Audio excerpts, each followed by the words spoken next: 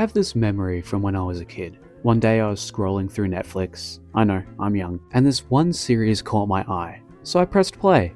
I never finished Samurai Champloo back then, but it always stuck with me, floating around in the back of my head saying, "Why didn't you finish me, Jack? Why?"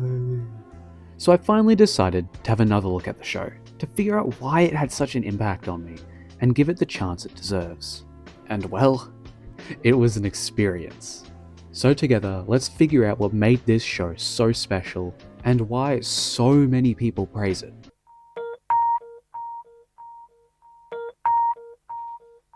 The show starts by edging us a little bit with a sneak peek at the ending, then cutting to where the story actually begins.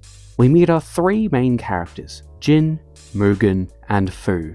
Fu's working in a tea house, and this group of dickheads with swords are lightly terrorizing the staff and customers. You know, exactly what you'd expect. Meanwhile, in another part of the town, Jin is watching this fat pig of a man extort a poor old guy out of his life savings. Ugly Bastard is delighted by the man's offer and decides to take him and his whole family under his wing, spoiling them lavishly for the rest of their lives.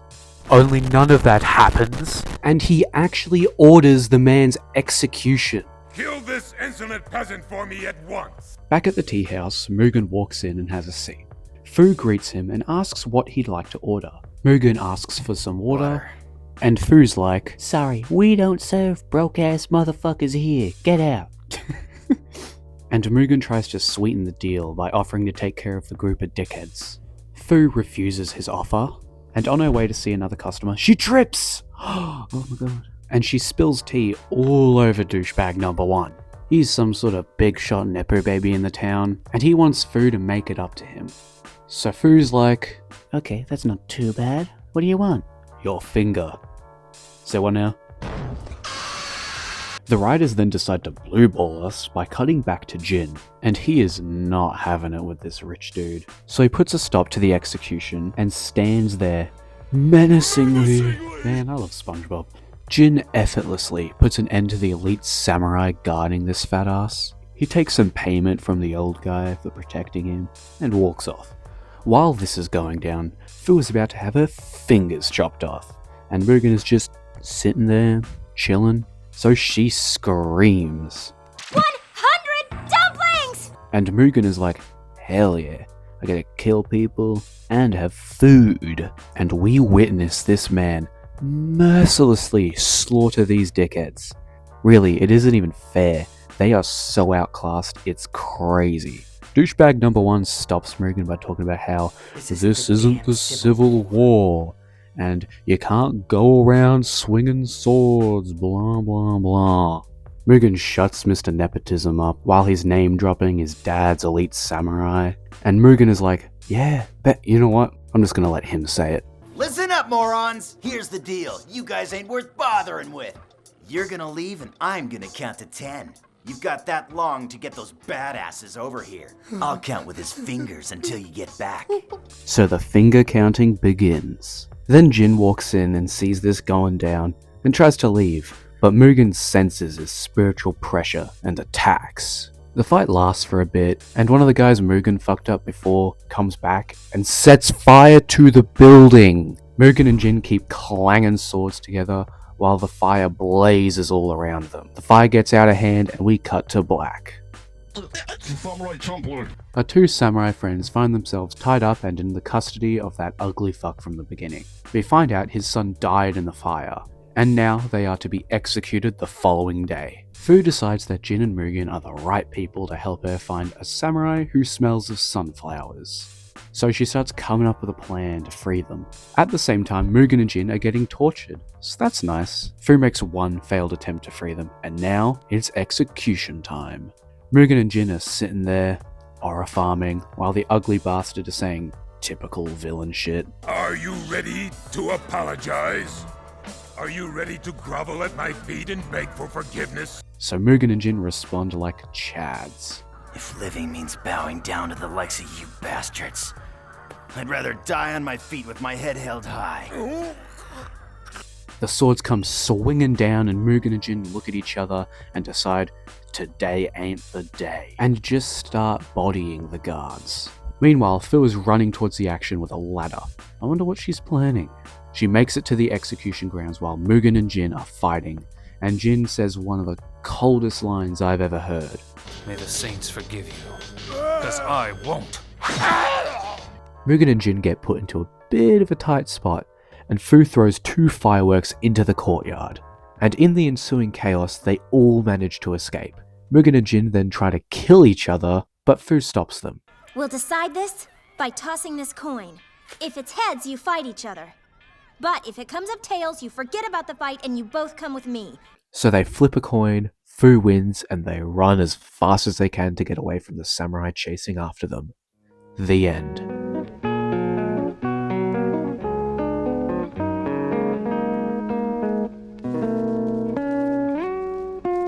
The character designs in this show, especially the main characters, are so good.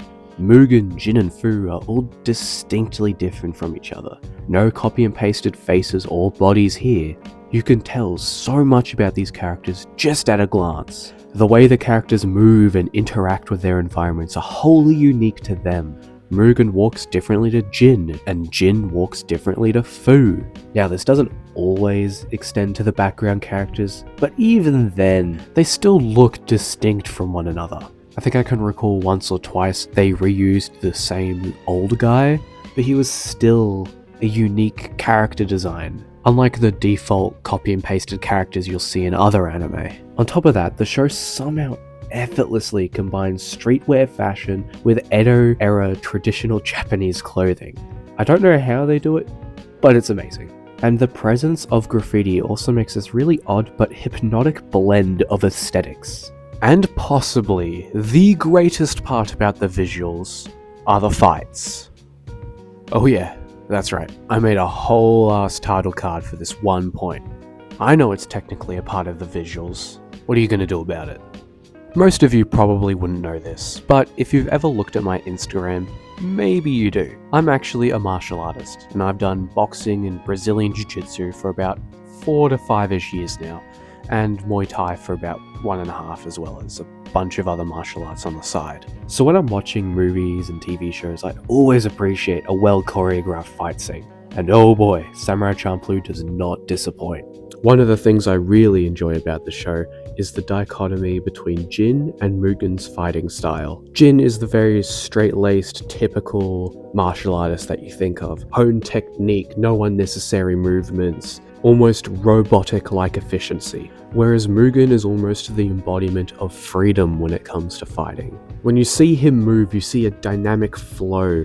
He's pulling off these acrobatic stunts and it almost looks like he's dancing. I mean, I'm pretty sure his fighting style is literally based off breakdancing. Mugen's fighting style really connects with me, because to me fighting is at its best when you aren't afraid of experimentation. I've pulled some of the dumbest shit in sparring before, because doing so forces my mind out of binary responses. Fighting isn't an algorithm with the correct answer always ready. It's an art with infinite possibilities and outcomes and solutions. Sorry, got a little off topic there. But basically, yeah, I like Mugen's fighting style. Look, I know I'll be like the 50 millionth person to talk about this, but fuck it. I wanna and you can't stop me. The soundtrack is just mwah, smooth hip-hop beats layered over colliding swords with a traditional Japanese backdrop is something I never knew I needed in my life. The intro battle cry by Nabjibes and Shingo 2 sets the mood perfectly for the show. The smooth, almost calm music combined with the almost harsh visuals encapsulates the feeling of the show. Contradiction, tension, and balance. The song San Francisco by Midachronica, played as the characters part ways for the final time at the end, is weirdly beautiful. It's mellow, reflective, and just feels right. I've never considered myself a fan of hip-hop, but this show has given the genre a special place in my heart. The dialogue in Samurai Champloo is phenomenal, and the voice acting just as good. And the casting choices for the characters are spectacular. Each voice feels like it belongs to the characters. Now, I did watch the dub, so my experience will be different compared to those who watched the sub, but this dub, man, it's so good. I love the way these characters speak. Mugen says some of the most out-of-pocket shit. Jin is somehow both this stoic badass of few words and a complete antisocial mess. And Fu, she's the glue holding the group together, and the word of reason and the emotional compass that drags the group to each town. In a show where the other two main characters are macho badasses, it's nice to have around to add some emotional depth, and even coaching it out of the other two characters. Every line tells you something about the world or the characters. Samurai Champloo paints a world full of violence, corruption, and exploitation. 7 minutes into episode 1 and I already felt like I had lived a lifetime there. They don't hold your hand and explain everything to you. They just let you sit there and experience it firsthand.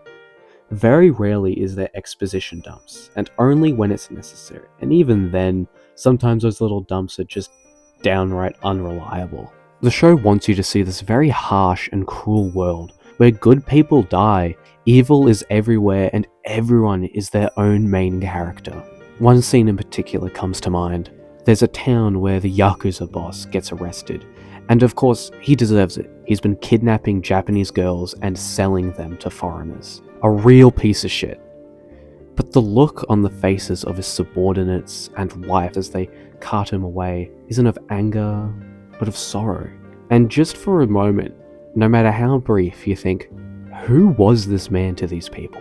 Don't get me wrong, he's still a truly terrible person, but that one little moment, as unnecessary as it is, shows something just a little deeper than the surface. It's one of those tiny things they didn't need to include, but they did, and I think the show is better for it. I absolutely adore the writing in this show.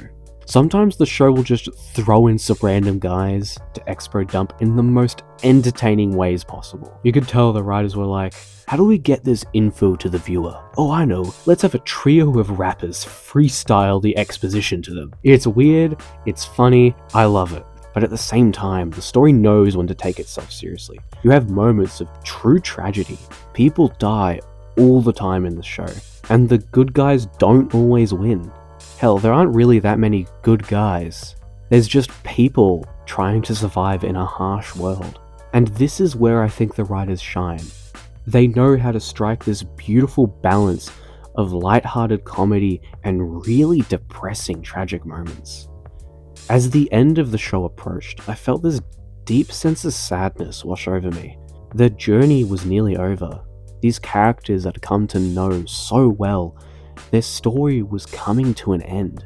And no scene, I feel, better encapsulates this than one where the characters are all seated around a campfire. Fu suggests they share stories about themselves. And what hit me so hard about this scene wasn't hearing what the characters had to say, but the fact that up until this moment, they had never shared anything personal with each other. At all. We only ever learnt about the characters through context clues, subtle interactions, and third parties. They never sat down and told us. So when they did, it wasn't really about the information, but rather the vulnerability the characters displayed, and the quiet acknowledgement of the relationships that had formed between them. The characters knew their journey was coming to an end, so they left a little piece of themselves with each other to remember. After they reach their destination and achieve their goal, their journey comes to an end. They all say their goodbyes and part ways with a smile. A beautiful ending for a beautiful show. And I know I will remember this one. If you like this video, consider liking, commenting, or subscribing. It really helps out. Anyway, see you in the next one.